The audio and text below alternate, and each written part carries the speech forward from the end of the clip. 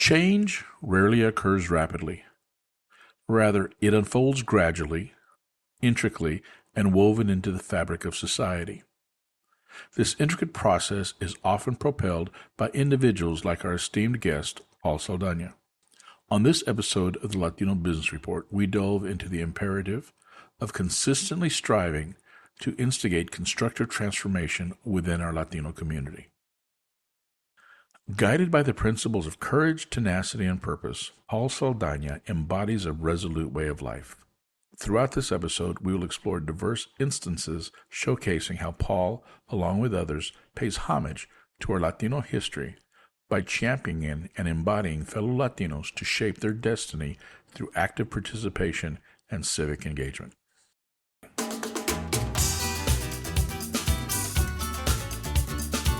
Welcome to the Latino Business Report. This podcast covers business, people, and issues of the day from a Latino perspective. The Latino Business Report is brought to you by TAMAC, the Texas Association of Mexican American Chambers of Commerce. TAMAC is the leading Hispanic business organization in Texas since 1975. Now for your host, J.R. Gonzalez. Hello, folks, and welcome to another episode.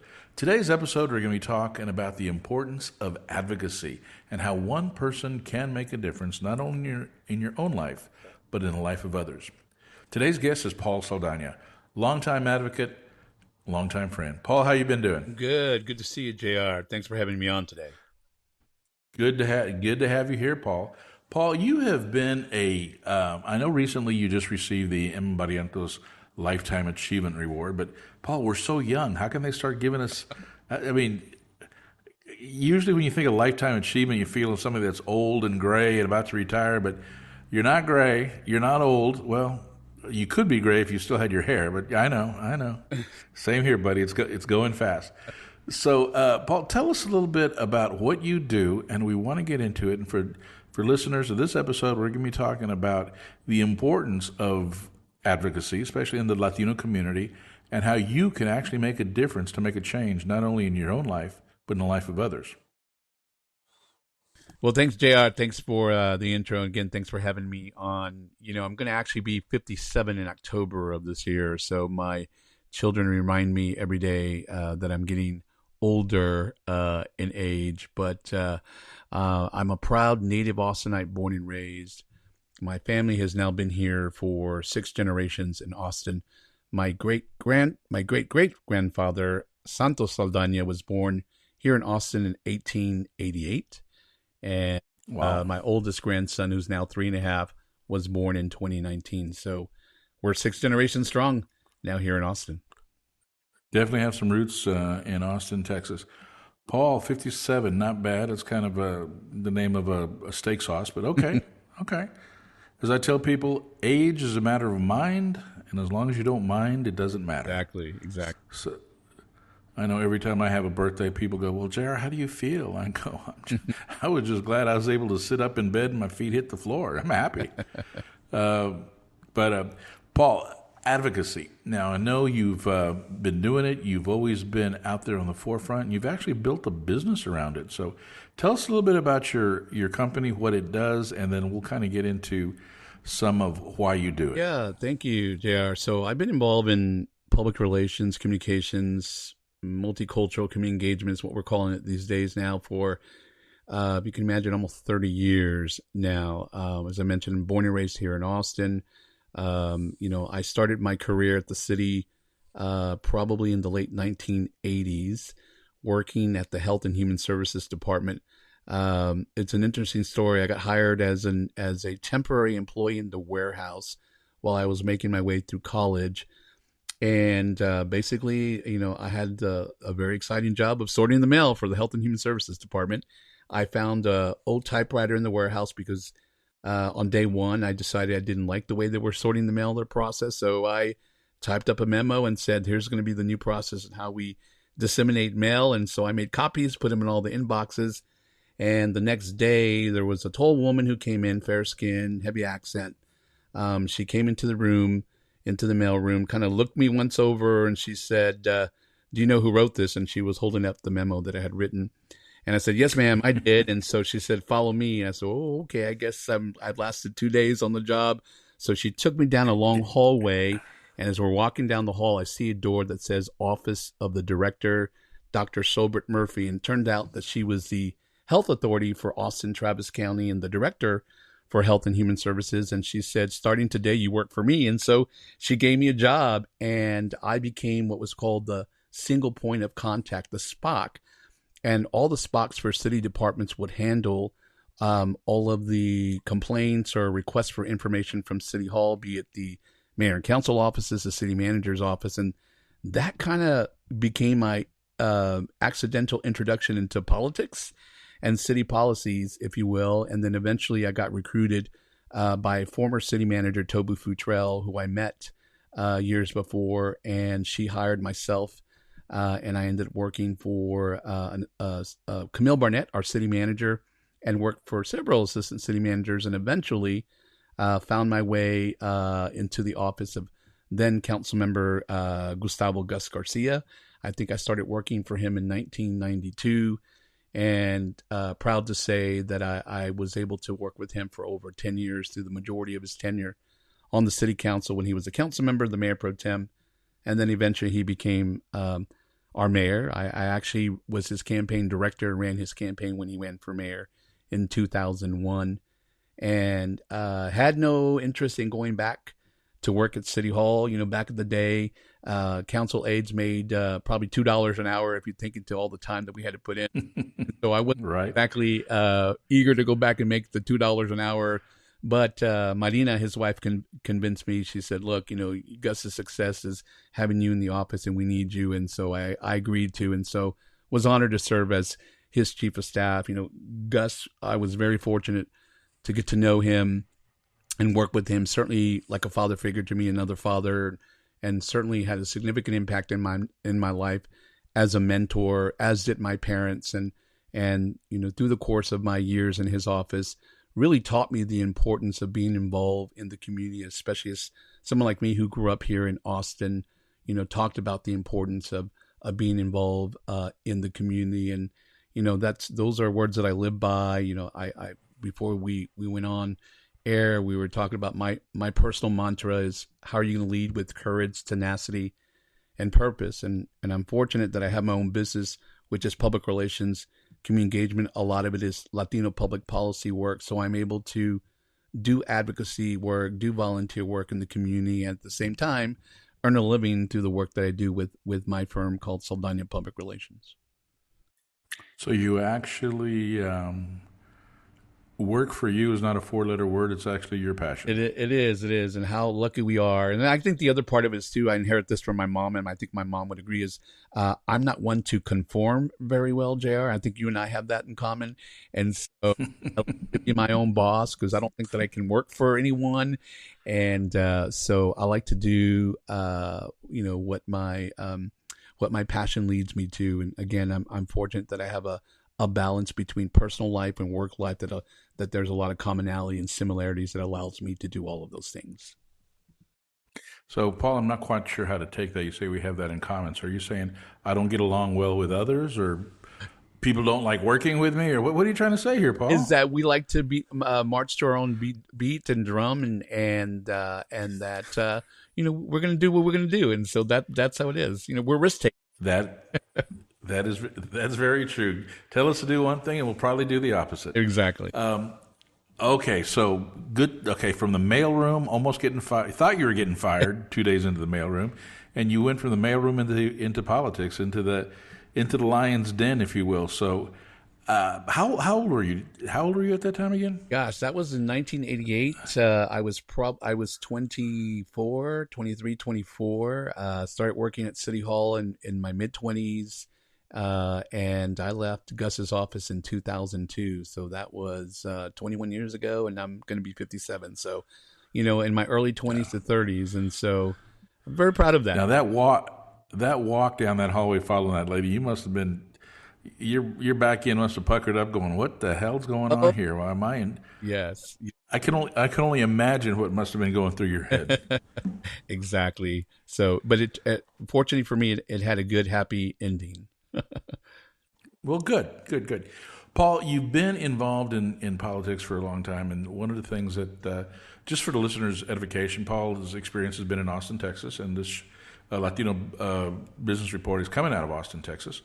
So there's going to be a lot of references to that, but we do have, Paul, listeners all over the country and in different parts of the world. In fact, checking my analytics this morning, and we have some new listeners in the Netherlands and Bangladesh. Guys, if you're listening out there, hello.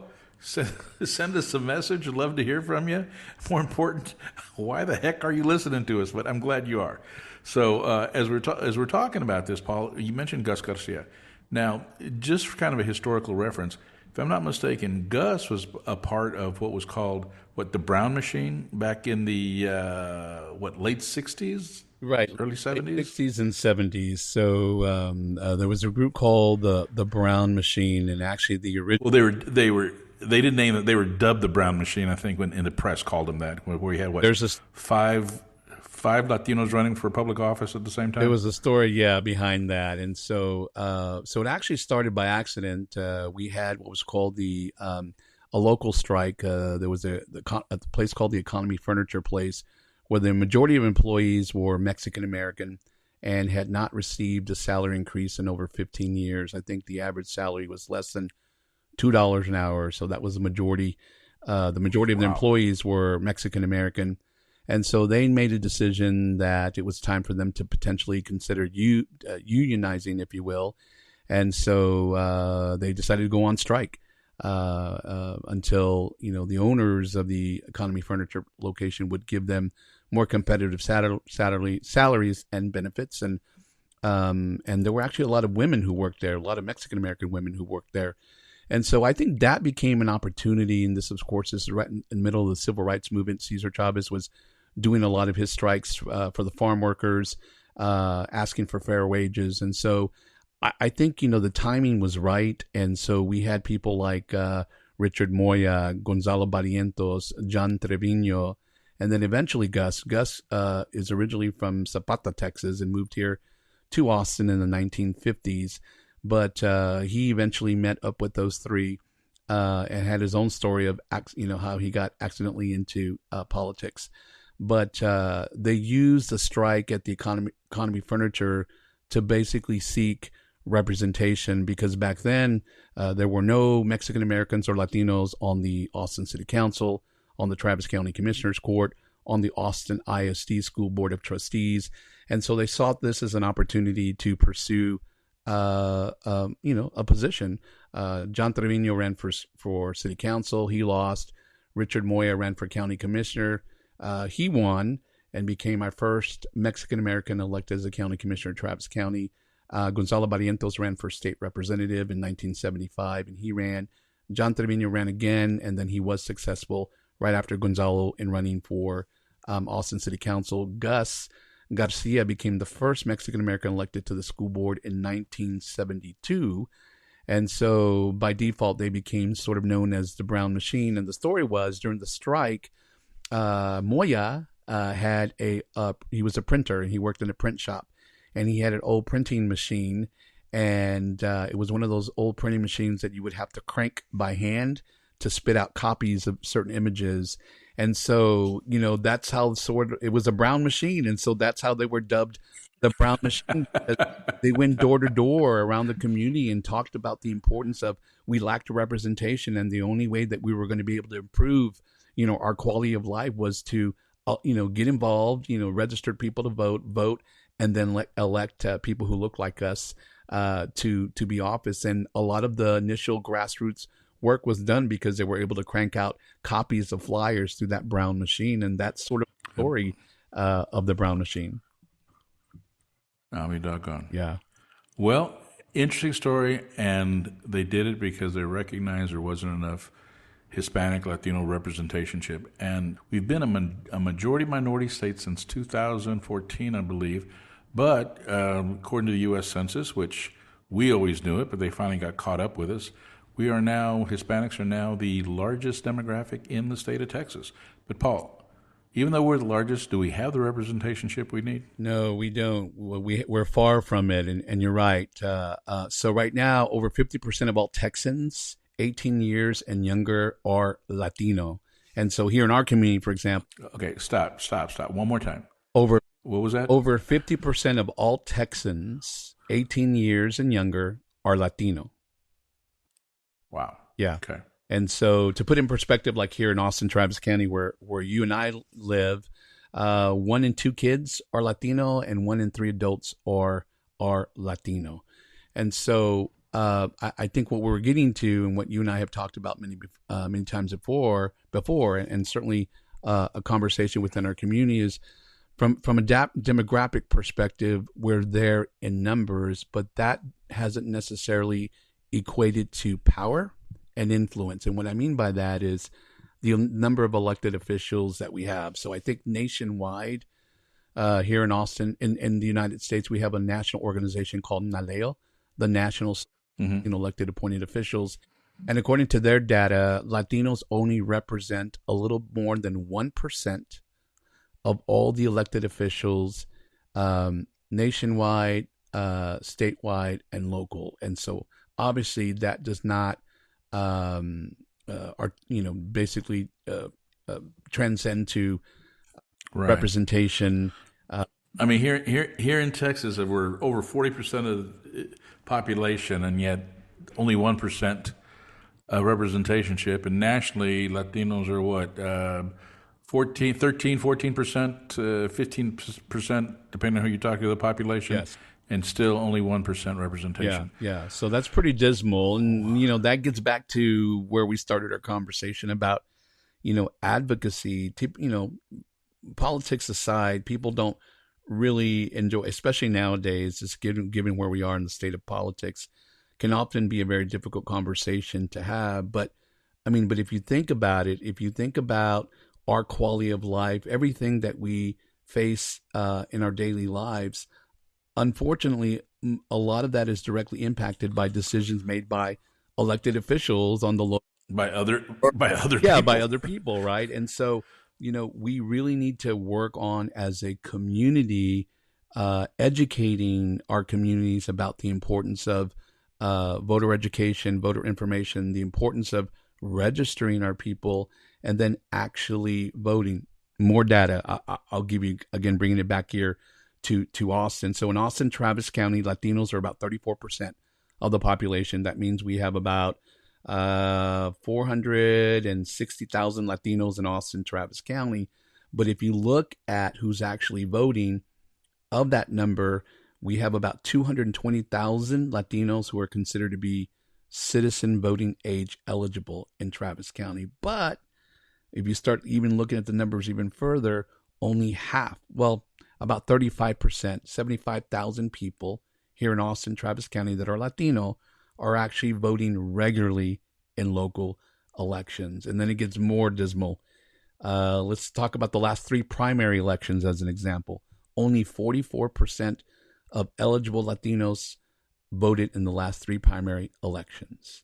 So that's a huge number of folks that in our community that are not voting. And so it gets back to what we're talking about, the demographics, right? And everything. All right. Well, Paul, let me interrupt you for a second. Why? I know this is kind of a historical thing, and I kind of have my own version of an answer, but in your opinion, why do Latinos not vote? Why are they not going to the polls and casting that ballot? Well, I think that remains a big question. But what I can point to is, and we can talk about the state of Texas, right? Is the difficulty that it is that our community is subjected to when it comes to voting. It's very difficult. The policies, legislative policies, and new state laws make it very difficult for those who historically have been disenfranchised, Black and brown individuals in particular.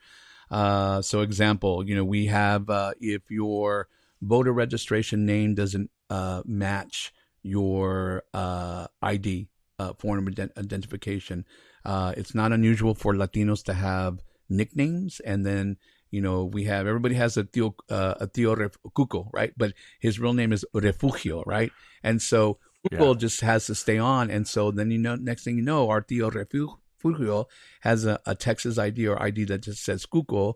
Cuco Gonzalez instead of Refugio. So when he goes to vote and the voter registration card says Refugio Gonzalez, but his driver's license says Cuco Gonzalez, well, guess what? You're not able to vote. Texas law makes it very difficult and have very stringent requirements that say you have to, certain things need to match. So that's unfortunately part of the challenges that we have here in Texas, and and other, not only in Texas but across the U.S., that voter suppression and policies and laws that make it very difficult for our community to vote. Also, where polling locations are located. Historically, you're not going to find many polling locations in predominantly Latino poor neighborhoods. Again, they make it very difficult.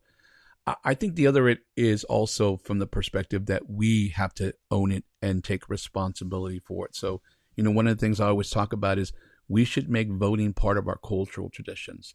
I have 4 sons, and all my 4 sons will tell you, my oldest one is 31, the youngest one is 10, and I have 2 in between. They will all tell you that they go with mom or dad, they go with us to go vote. They go with us to fundraisers. They go with us to put up political campaign signs. So that has been part of our cultural tradition. That's the way we raise our boys, and I think it's incumbent upon all of us to also make sure that our young people, in particular, learn the importance of that. Because, God, I mean, we owe it to ourselves, to each other, and to our young people in particular, to sort of foster that hard work and spirit and progress from our past. Because we think about our ancestors and the hard work they did for the fight for civil rights to make sure that we would have a voice and have an opportunity to vote, and we can't take that for granted. So I think in order for us to honor our past, we have to do a better job in making sure that all of us get out there and assume our civic responsibility and vote. And I think that's key. And first of all, congratulations for doing that, and to your sons for being actively participating in the political process. But a lot of people don't. There's a lot of folks that just kind of blow it off, say, I hate politics. And I remind them, get more than 3 people together and you have politics. That happens in your household, that happens at work, that happens everywhere. But at the same time, you're not going to see significant change unless, as you said, we become involved. Mm-hmm.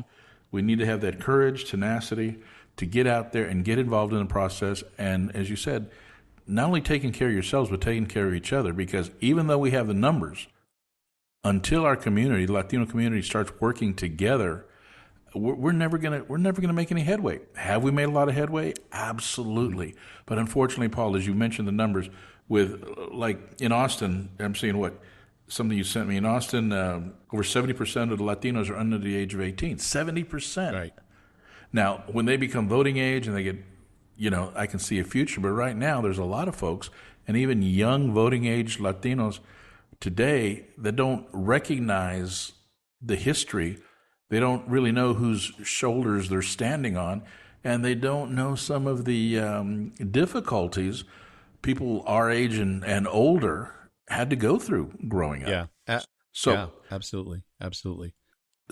So how do we, and I think it was key that you said the culture, because the culture is key. Instill it into the culture, and then we can hopefully start making some changes. But how do we get that process of recognizing that voting is important and adding that to the culture along with all the other things that occur within the community? Oh, yeah, absolutely. And every opportunity that I get to talk to young people in our community, I talk about, in order to move our community forward, it's important to remember where we've been as a community, and to what we're saying, our ancestors and those who came before us and to fight for civil rights. There's also a pretty poignant Cesar Chavez quote that I reference all the time that talks about how we cannot seek achievement for ourselves and forget about the progress and prosperity of our community, and our ambitions really as a community need to be broad enough to include the aspirations and needs of others. And for me, that always inspires me to be involved. I started a group called Habla, Hispanic Advocates Business Leaders of Austin, a little over 25 years ago. And it's based on the concept of really what you and I are doing now. We're having a conversation, or a plática, as we call it, And of course, in true Texas fashion, we make it more interesting because it's usually pláticas that we have over a cup of cafecito and taquitos, right? And so that became a mantra that has been very successful for over 25 years now. Habla is a informal think tank group, if you will, in forum, and it's made up of local Latino, Hispanic community and business leaders. And we're committed to discussing and developing sustainable solutions on, current affairs, whether it's a public policy that the council or governing board here in Austin, Travis County is contemplating, because we know at the end of the day, the outcome is going to impact our quality of life. And so I like our monthly pláticas. We meet at this place called Juan and Millions in the heart of East Austin the last Wednesday of every month.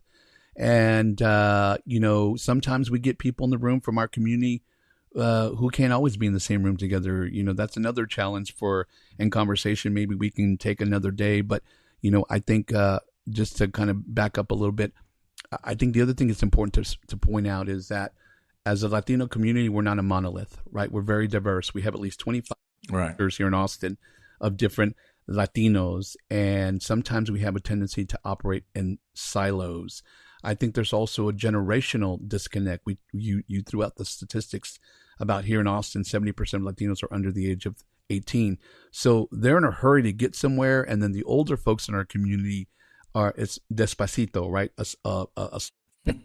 And sometimes that creates generational gaps, and sometimes it creates silos. So when we have our habla pláticas, JR, depending on the subject matter and who's in the room, we have to establish ground rules, and we say, everybody check their egos at the door. You have to be committed to active listening and learning. Titles here don't matter.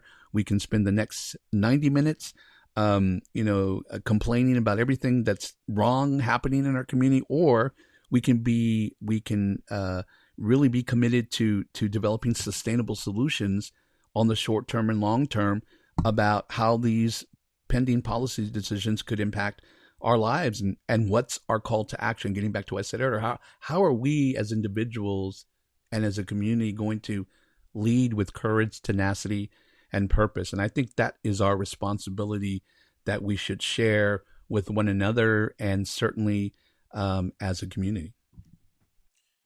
Absolutely, Paul. And one of the things, too, to add to that is, and I know you're doing because I've seen you lead by example, with that courage, tenacity, and purpose, it's not just about yourself. It's just not about you. Right. It's taking care of other people. And until that really happens, I mean, as you know, I was up in Washington, D.C. for about 9 years. When I left, Austin was Austin, East Austin, as you said, primarily Hispanic. But after I came back, I just saw what was sad was the gentrification of East Austin. And as I go through there now and I look at listings, when I see a lot for a small house, and we're not talking acreage, we're talking a small lot in one of the streets in East Austin that maybe, 15, 20 years ago would go for maybe $10,000, $15,000 is now going for $900,000. I mean, it's insane. It is. I just can't imagine the people, especially the older ones who have lived in East Austin all their life, the pain they must go through to have to be forced out of their homes that they've had maybe for generations. But it's alive, it's real, and it's stuff like this that people need to get involved in, because where are those people that are being displaced, Paul? Where do they go? Yeah. I mean, don't get me started, but in Austin, it seems like we give more care to the homeless than people who have been here for generations. Yeah, it makes no sense to me. Yeah, that's a very painful reality. I mentioned, of course, I'm native Austin, born and raised. My parents bought the house where I grew up in as a kid on Riverview Street, which is in the heart of East Austin, just a block away from Lady Bird Lake. My parents bought that house in 1968 for $5,600. Today, that property is $5,600. Yes, sir. And today, that property is worth almost $1 million. Unfortunately, the house that I grew up in was torn down years ago to make way for 2 condos, I think, that are there now. But you're right. The whole displacement and gentrification is part of our painful history here in Austin, and so many Latinos have been displaced here. And certainly we're talking about our population. While it continues to grow, the sad reality is, of course, our Latino population here in Austin is also growing, but we represent a lower percentage of the overall population because we have been displaced. We have been pushed out further out to the eastern crescent outside the city of Austin city limits. And we're beginning to now experience what our friends in the African American community experienced years ago. At one point, we had 15 or 16% African American population. It's below 7% or 8% now, and we're now seeing that with our Latino community, which gets back to what we're talking about, the importance of being involved, being a community advocate, using your voice to make sure that the concerns and the lived experiences that we're experiencing now, that we do things from a policy perspective to mitigate negative impacts. And that most basic participation is voting. I mean, that's a duty. That's beyond responsibility. I mean, that is a duty that everybody should have that's an American citizen to go vote. And as Latinos, we have to instill, as you said, and I like the idea of instilling it somehow in our culture, that voting is part of what we do, and if we don't do it, I mean, the only people who are going to suffer are ourselves. I mean, we're just hurting ourselves by not getting to the polls. With that said, Paul, there seems to be a struggle between, and first of all, let me preface it by saying, I don't care what person's Democrat, Republican, libertarian, vegetarian, just vote. Just vote. Get out and vote your convictions and your conscience.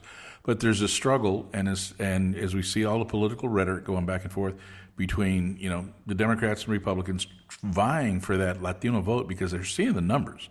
And they recognize for their own sustainability and survival, they need to get a percentage of those of Latinos under their party tent for them to survive. Historically, Democrats have had the advantage of a lot of Latino votes or the population. But then, too, in my opinion, I think that the Democrats sometimes just take Latinos for granted, whereas the Republicans say, no, your ideas and beliefs are more in line with us. You need to come over here. Well, that's good for political rhetoric to get them signed up and voting, but when it comes to their actions, it's completely opposite. So how do you see that struggle between the Dems and the GOP, Paul, vying for that Hispanic vote and participation? Well, I think you're right, and I think the way maybe our parents would call it is the atole con el dedo, right? They are sort of hindering to us, and I think a lot of politicians and campaigns, to your point, Democrat or Republican, think that a simple translation, Spanish translation of their political platform is basically outreach to the Latino community, and that's not. We want to see political platforms and policies that really speak to our lived experiences as Latinos. And so, I talked about Habla, and one of the things that we did a couple of years ago is we started a political action committee. It's nonpartisan. It's called Habla y Vota. And what our political action committee has really just been focusing on is what you and I are talking about today. Voter education, voter information, voter registration. So what we do and what we've learned is, speaking about our lived experiences, we go to the churches, we go to cultural events in the community, we go to the grocery stores, we go to the Latino barrios, and what we're doing is we're registering people one by one to vote. And I'm proud to say that over the last couple of years in particular, we have probably single-handedly registered between 3,000 and 5,000 Latinos in Austin, Travis County. Now, where that may not be a significant number, I think you all know very well that in some of these elections, it could come down to one vote or a couple hundred votes. And if we played a part in helping somebody get over that threshold, and we were the ones who got that one person registered to vote, who basically influenced the outcome of that election, then we have done our work. There's still a lot more work that we need to do in that regard, but that is something that we do on a regular basis. I'm real proud of that. Again, another saying by Cesar Chavez that I like to refer to about, we don't need perfect political systems, we need perfect participation. And really, that's what it comes down to for our community. We need perfect participation. So, Paul, for the listeners, what can they do to become more involved? How can they advocate for the Latino community and, of course, themselves as well? Well, again, it just gets down to knowing. I mean, it's cliche to say, but that one person and one voice can make a difference. But the reality is it can. So, it just takes one individual to be inspired. And so if they're not going to do it for themselves, if they have children or grandchildren and thinking about their future, all of us want the lives of our children and grandchildren to be better than ours. That's what our parents aspired for us. And so I think if you put it in that perspective, and again, just because we represent such a large portion of the population in the U.S. and then here in Texas, and so we have the power, honestly, to make a difference. Just making sure that we educate our families, again, make voting part of our cultural traditions, to do that. And that gets back to the question that we used to start off our conversation today, JR, is how are you going to lead with courage, tenacity, and purpose? And if something matters to you personally, then it should matter for your children and your grandchildren. Absolutely. Paul, you know what? I've been familiar with I've loved for a number of years now, but unfortunately because of travel and other things, I have not had a chance to attend. But you said you meet on the last Wednesday of every month? Yeah, the last Wednesday of every month from 7:30 to 9. It's early morning, 7:30 to 8. It's Whoa. 7:30 a.m.? 7:30 a.m., yes. 7:30 a.m. No wonder I haven't gone to him before. Okay. Well, I'm a late sleeper. Well, that's what we say, the cafecito. Well, cafecito, taquito, and there's another important element, and that is the cafecito and taquitos happen from 7:30 to 8, but also the chisme happens from 7:30 to 8. So, and then the last 50 minutes, we have deep conversations. Okay, well, for good chisme, I guess it's worth getting up early. But I'm definitely going to plan on trying to attend some of those, Paul. I'm very interested.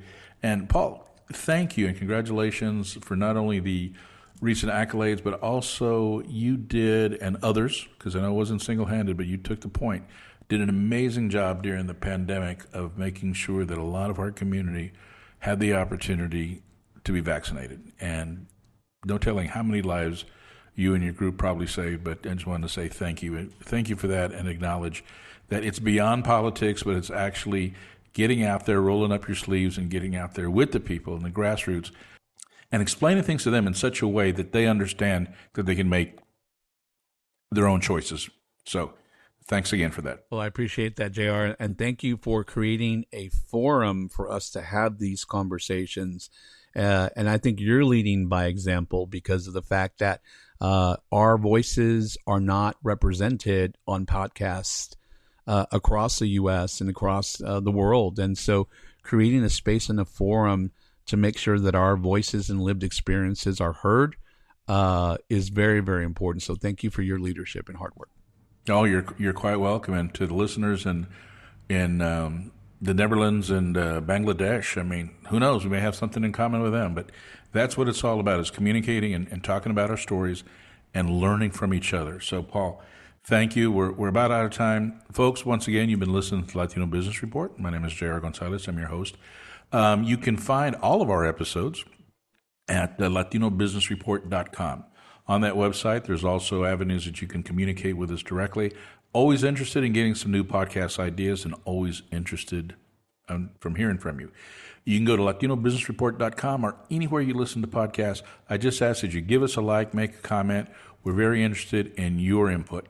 We also have our complete library of work on YouTube under the same name, Latino Business Report. And with that, we'll go ahead and end. And as Paul said, courage, tenacity, and purpose. That's what makes the difference.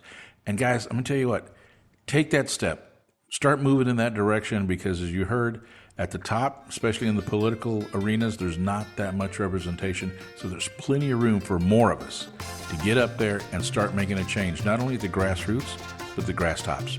Thank you very much, and have a great day.